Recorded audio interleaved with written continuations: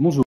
L'Assemblée des communautés de France, ADCF, et le cabinet Landau et Associés, avec les moyens techniques d'Idéal Connaissance, vous proposent une série de tutoriels sur les effets des recompositions territoriales issues de la loi NOTRe.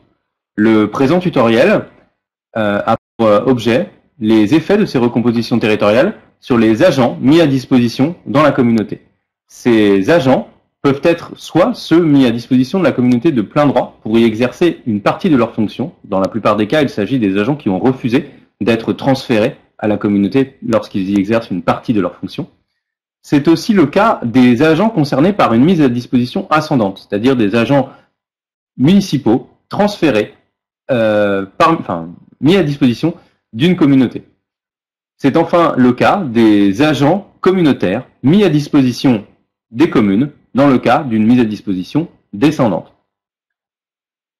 En cas de fusion ou d'extension, la règle est simple, c'est que ces agents mis à disposition demeurent dans le service qui est chargé de la mise en œuvre de la compétence. Dès lors, si jamais la fusion ou l'extension de périmètre entraîne une recomposition des compétences et donc une restitution ou un transfert de compétences, ces agents mis à disposition vont suivre le service affecté à l'exercice de cette compétence. En cas de retrait de commune ou de dissolution de la communauté, la mise à disposition ascendante ou celle de l'agent exerçant une partie de ses fonctions dans une communauté qui a refusé d'être transférée et qui donc a été mis à disposition de plein droit, continue ses fonctions au sein de la nouvelle communauté exerçant les compétences. Dans le cadre particulier d'une mise à disposition descendante, c'est-à-dire lorsqu'un agent communautaire a été mis à disposition d'une commune, le retrait de la commune ou la dissolution de la communauté entraîne la fin de cette mise à disposition. Les agents rejoignent dès lors leur communauté dans les conditions de droit commun. En cas de transfert de compétences liées à une évolution de périmètre, par exemple, les fonctionnaires et agents municipaux mis à disposition vont suivre le service affecté à cette compétence. Un nouvel arrêté ou un avenant sont nécessaires dans le cadre d'une bonne gestion, mais juridiquement, rien ne les impose. Un avis des comités techniques d'origine et d'accueil sont également nécessaires, selon le droit commun. Et les éventuelles harmonisations de régime et de statut peuvent s'appliquer, mais en général, les agents étant mis à disposition continuent à bénéficier du même régime indemnitaire que précédemment. Effectivement, sur ce point, il faut bien comprendre que lorsqu'un agent est mis à disposition dans le cadre d'un transfert de compétences, sa situation statutaire en droit de la fonction publique territoriale correspond à la situation d'un agent mis à disposition, avec des particularités certes, puisque lorsque la mise à disposition se fait avec le transfert de compétences, l'accord de l'agent n'est pas requis, ce qui est une exception au principe selon lequel l'agent mis à disposition doit consentir à cette mise à disposition. Donc, l'agent étant mis à disposition, il reste l'agent de la commune qui a transféré sa compétence et, par conséquent, continue à être payé par celle-ci, continue à recevoir le régime indemnitaire auquel il a droit au sein de la commune et continue également à bénéficier des avantages collectivement acquis existants au sein de cette commune. En cas de restitution de compétences, un parallélisme s'applique par rapport au transfert de compétences.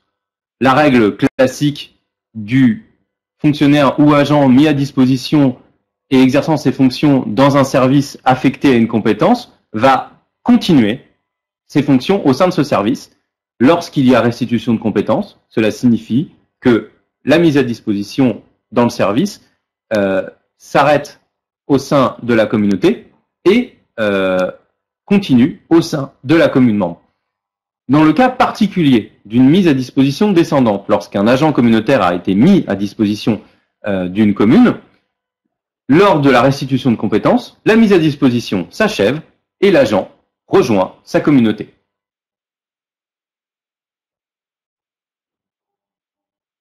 Des cas particuliers peuvent s'appliquer éventuellement, mais dans la plupart des cas, la jurisprudence n'est pas tout à fait claire sur les conduites à adopter. Effectivement, la question peut se poser de savoir quels sont les agents qui peuvent être de plein droit mis à disposition ou non. Le texte du Code général des collectivités territoriales nous parle des agents qui exercent leurs fonctions, une partie de leurs fonctions, dans le service ou la partie de service qui est transférée. Autrement dit, n'est concerné par la mise à disposition que les agents qui exercent leurs fonctions dans le service qui va être transféré pour une partie de leurs fonctions. L'agent qui est en congé de maladie, cet agent en congé de maladie n'est pas dans le service au jour du transfert.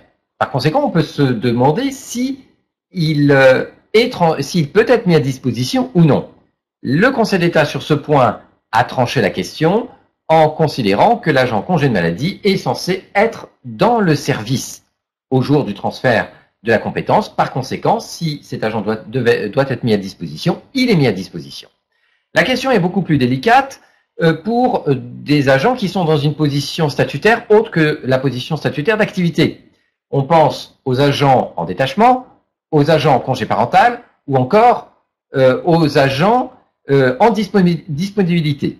Pour tous ces agents, le plus probable est qu'ils ne sont pas concernés par les conséquences du transfert de compétences pour une raison simple, c'est que dans cette position statutaire, ils ne sont plus dans le service. Et s'ils ne sont plus dans le service, il paraît difficile d'imaginer qu'ils puissent être mis à disposition au sens des mécanismes de transfert et de mise à disposition de personnel dans le cadre d'un transfert de compétences d'une commune à un EPCI. Il y a encore le cas de l'agent mis à disposition, qui, par exemple, dans sa commune d'origine, au jour du transfert de compétences, était mis à disposition auprès d'une autre collectivité, d'une association ou encore d'un délégataire de service public. Que se passe-t-il pour cet agent? Il y a une particularité qui le distingue des agents en détachement, en disponibilité ou en congé parental, c'est que l'agent mis à disposition est en position d'activité. Il est censé occuper son emploi dans sa collectivité d'origine, même si il exerce ses fonctions en dehors de son emploi. Alors, du coup, on se trouve face à l'alternative suivante. Soit on met l'accent sur le fait qu'il exerce ses fonctions en dehors de sa collectivité d'origine.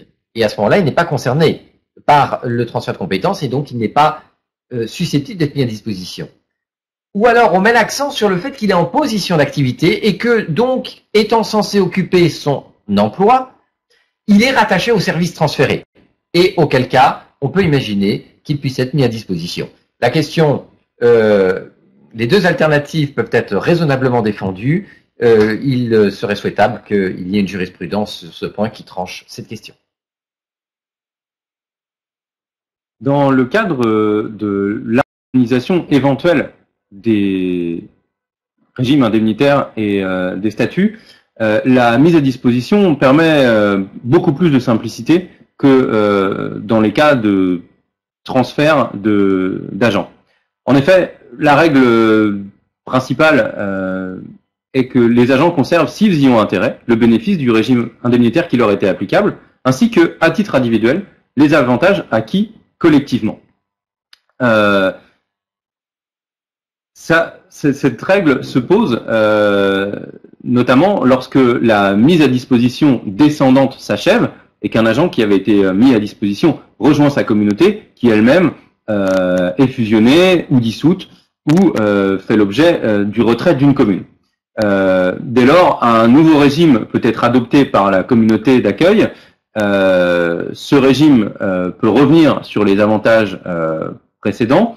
Les agents sont libres d'opter pour celui-ci et une saisine de la commission administrative paritaire pour avis est nécessaire.